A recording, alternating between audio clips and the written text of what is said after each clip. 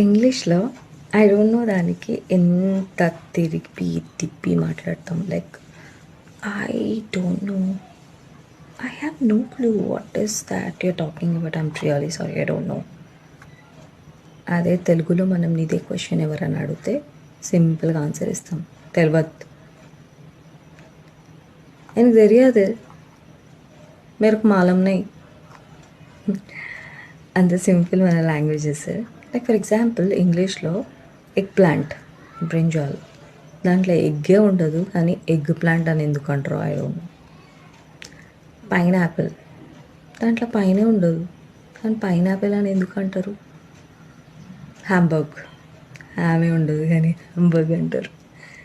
Silly ఉంటాయి కదా కొన్నిసార్లు కొన్ని లాంగ్వేజెస్. దాన్ని ట్రాన్స్లేట్ చేస్తే డిఫరెంట్గా అనిపిస్తుంది.